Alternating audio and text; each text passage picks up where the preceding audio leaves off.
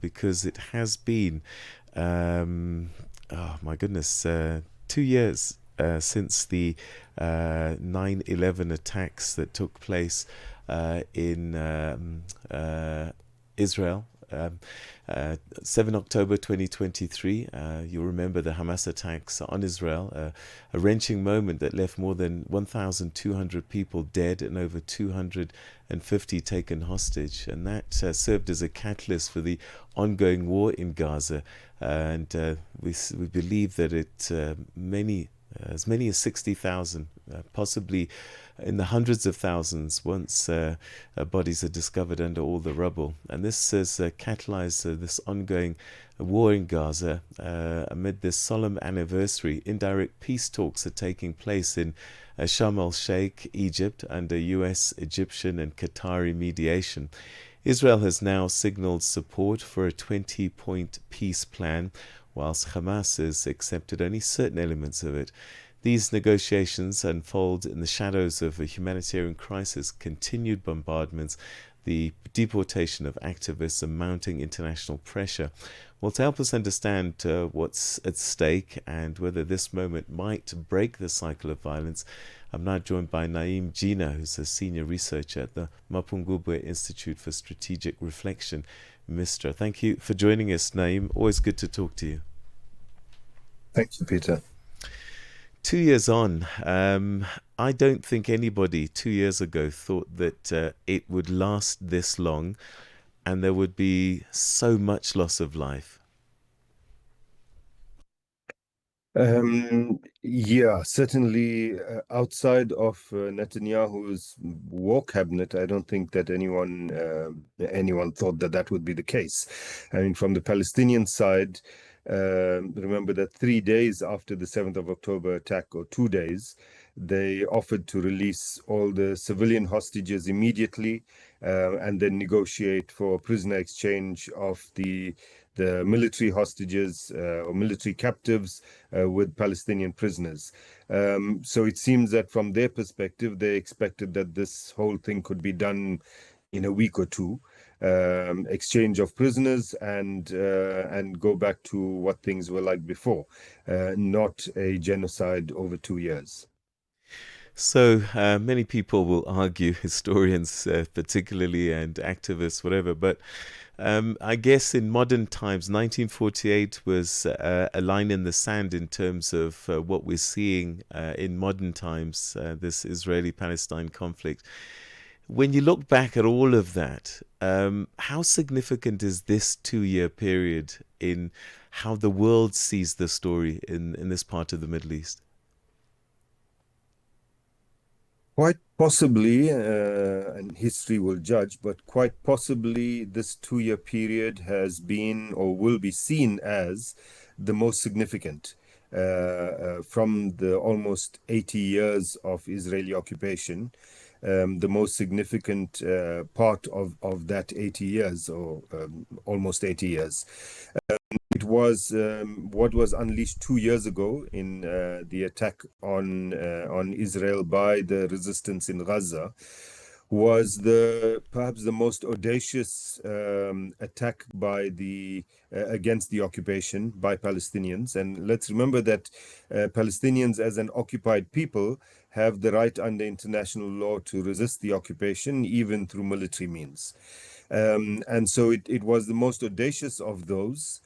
And what has happened since then over the past 2 years has seen global opinion change in a very significant way.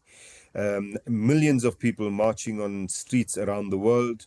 The ICJ case, which challenges not only the genocide, but challenges international law as a whole. That's the South African ICJ case.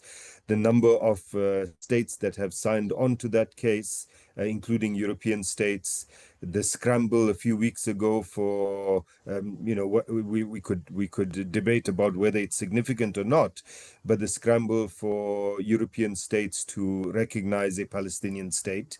I don't believe it's significant as a state, but it's significant that they did this.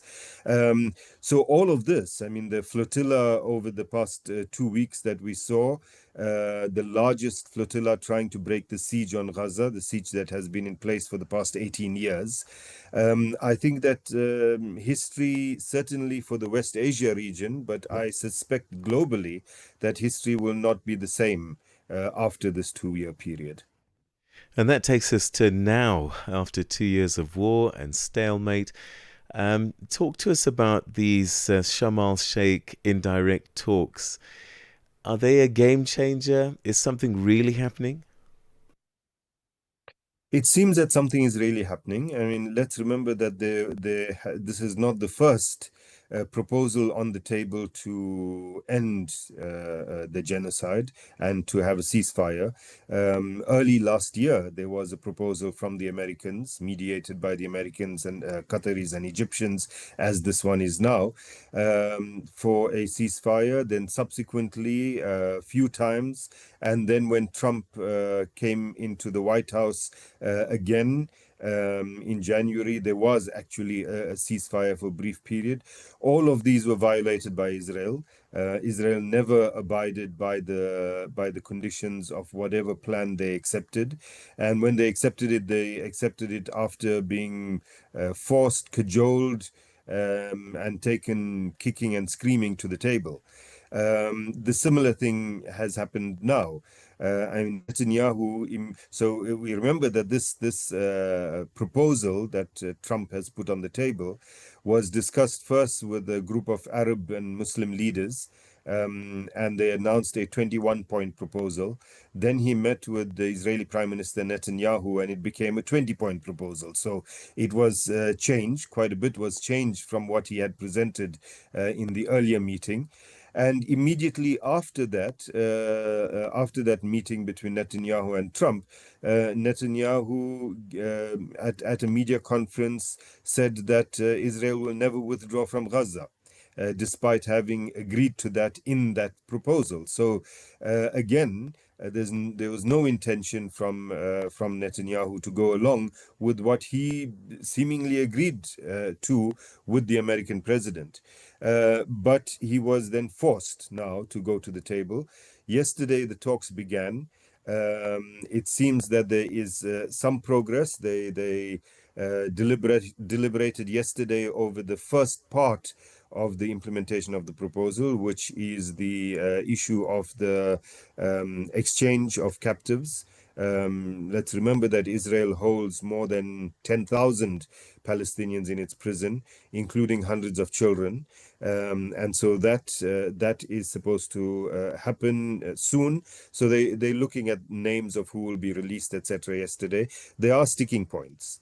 The major sticking point from the Israeli side is that the proposal is that they withdraw not entirely from Gaza, but to the borders of Gaza with a buffer zone inside. They're not happy about that.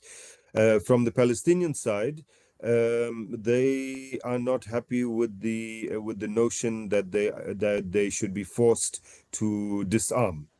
One of the things that is not a sticking point is that the proposal says there would be a technocratic government put into place. The Palestinians agree to that. Hamas and the other factions agree to that. Right. However, they want a Palestinian technocratic government, not a foreign structure with the likes of Tony Blair in it. Right. Well, that's where we're going to have to leave it. Unfortunately, time not on our side, but something we'll certainly be continuing to talk about in the coming days. So, Na'eem, always good to talk to you. Thanks for your time. Thanks, Peter.